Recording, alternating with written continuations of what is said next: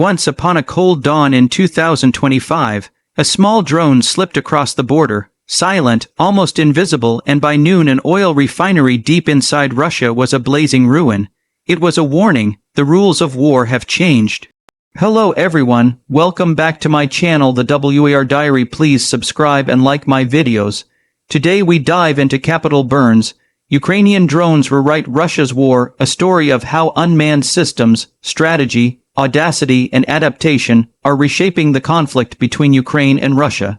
In this presentation, I will walk you through exterior, interior, performance, safety features, unique selling points, price in metaphorical or strategic terms, and then conclude with broader reflections. Although this is not a car or gadget, treating the book/movie/report as a product helps us dissect it systematically. When you first see the cover or title Capital Burns, you are struck by the abrupt contrast: capital economics, wealth, infrastructure, and burns destruction, fire. The exterior is stark and visceral. The images that accompany the text and narrative are often of smoke plumes, nighttime airstrikes, burning oil terminals, shredded pipelines, charred infrastructure. That visual framing sets the mood. This is not a war of trenches and front lines exclusively, but a war of fire, economics, infrastructure, and depth. The external shell of the narrative is dramatic, full of tension, urgency, and strategic surprise. Just like a vehicle's external styling signals something about its nature, here the external narrative signals boldness, deep reach, and asymmetric tactics. The reader or viewer expects acts of sabotage, daring raids, operations behind the lines. The external narrative also sets expectations of high stakes: global energy markets, national budgets, supply lines, political leverage. From that point of view, the design of this narrative works to promise more than conventional war storytelling. It promises a rethink of what war means in the 21st century. Now stepping inside into the interior. Here is where the book or documentary's real substance lies. The interior is rich, complex, multi-layered. We find the strategic architecture of Ukrainian drone operations, how they identify critical nodes, oil refineries, pipelines, processing units, logistic hubs, and target them not randomly, but in a systemic way. We see the technical specifications of drone types: long range strike drones, FPV first-person view kamikaze drones, stealthy reconnaissance drones, decoys to confuse air defenses. We see how some drones carry thermite or incendiary payloads to burn infrastructure so thoroughly it cannot be repaired. We dive into the command and control systems, satellite links, communication networks, e.g., using Starlink or hacked cellular links, and distributed control so that loss of one operator doesn't collapse the mission. In this interior, you also find the economic logic. How destroying refining capacity or storage depots doesn't just destroy fuel. It cuts revenue streams, raises costs, and forces Russia to divert resources to reconstruction rather than frontline operations. You also encounter the intelligence side, how Ukraine uses signals intelligence, human intelligence, and drone reconnaissance to map which pipelines or refining units are most vulnerable. You read case studies, e.g., Operation Spiderweb, a deep drone strike on Russian airbases, in which 117 FPV drones targeted bases like Belaya, Dyajalvo, Ivanovo, Olnya, and Ukrainka, striking long-range bombers and critical aircraft assets deep in Russian territory.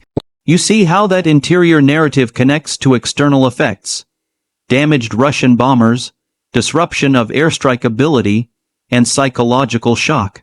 Furthermore, the interior does not shy from limitations, countermeasures, and challenges. The Russian air defenses, electronic warfare, jamming, drone detection, decoy saturation, cost, benefit trade-offs, attrition, supply of components, and the risk of being exposed. It shows how drones evolve. Russians now send drones in threes instead of pairs, mix real drones with decoys to exhaust defenses, or fly at altitudes previously safe. It also shows adaptation by Ukrainians, building drone hunters, mobile defense units, and evolving tactics rapidly. That depth and nuance in the interior is what elevates Capital Burns from a sensational war story to a serious strategic analysis. In performance terms, one judges how effective the strategy is. The performance of the drone campaign as depicted in this narrative is impressive. Ukraine has managed to strike deep into Russian territory, hitting oil facilities, airbases, refining infrastructure, and even depots far from the front lines. Their precision is not perfect, but the reach and impact are game-changing. The narrative highlights how some attacks knocked out processing units within refineries. Those are the heart of refining operations, making entire facilities offline for long durations. That means that even if storage tanks remain, the refining capacity is crippled. Performance is measured not just in number of drones downed or targets hit, but in systemic disruption and resource reallocation forced upon Russia.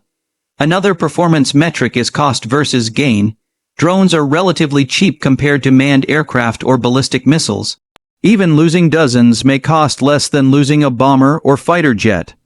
Also, performance includes deterrence effect, psychological shock, the forcing of Russian resources into repair, defense, and redundancy rather than projection.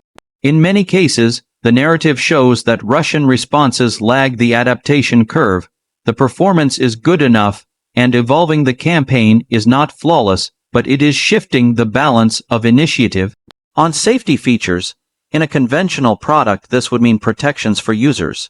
Here it morphs into safeguards, risk mitigation, resilience, and redundancy. The safety features. In Capital Burn's narrative include methods to reduce civilian casualties, avoid collateral damage, and maintain plausible deniability or minimal attribution when desired. There are operational safeguards, multiple redundant communication links, multiple launch sites so that one failure doesn't doom the mission, fallback plans, and modular drones so if part is lost, mission may degrade but not collapse. There are also defensive safety features: concealment, use of decoy drones to draw fire, stealthy flight paths, deception to confuse Russian detection. The narrative often highlights how Ukraine attempts to respect international norms insofar as possible by avoiding densely populated civilian areas or scheduling attacks at times or in ways that reduce civilian exposure. The narrative also discusses the inherent risks. Some drone losses are inevitable, and some strikes fail, but those risks are weighed against gains. Unique selling points. What makes Capital Burns stand out? First, its framing. It treats drones not as side tools but as central instruments of modern warfare. It redefines war from a purely kinetic clash to a conflict of economics, infrastructure, stealth, and reach. Second, its boldness. It doesn't shy from showing how depth strikes inside Russia change the strategic calculus. Third, its blend of narrative and analysis. It combines human stories, operators, commanders, decisions with technical, logistical, and economic dimensions. Fourth, its timeliness. This is not a speculative future war, it is ongoing, and lessons can be drawn in real time. Fifth, the daring case studies. For example, Operation Spiderweb shows audacious scale using secret trucks to transport drones deep into Russia for strikes on bomber bases thousands of kilometers away. Sixth, the insight into tactical evolution, how drones adapt, countermeasures evolve, and how iterative learning is critical. Seventh, the way it challenges old assumptions, that only big missiles, bombers, or nuclear arms matter. Here inexpensive drones append centuries-old equations. Now price. In a literal sense, there is no single dollar figure for a narrative or oil warfare doctrine, but in metaphorical and strategic terms, price it means cost paid in blood, materials, diplomatic fallout, resource diversion, and opportunity cost. The narrative shows that Ukraine invests in drone production, training, intelligence, and communications. Russia must respond with defenses, repairs, replacement of infrastructure, and shifts in doctrine that is the imposed price on the aggressor. The book or documentary might mention estimates.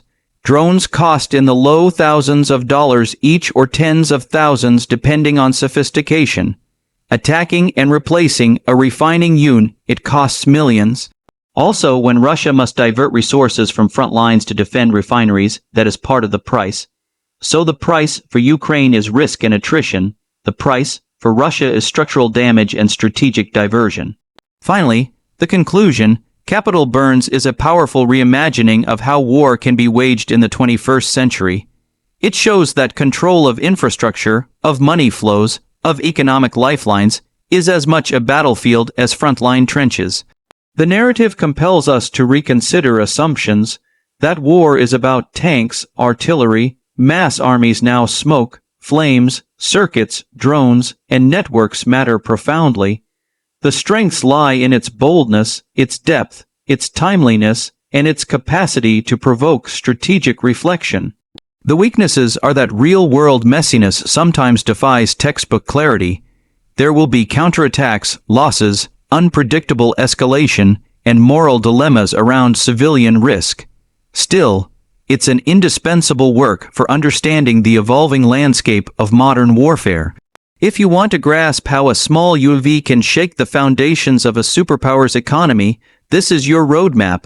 Thanks for watching, and I hope Capital Burns changes how you see war from now on.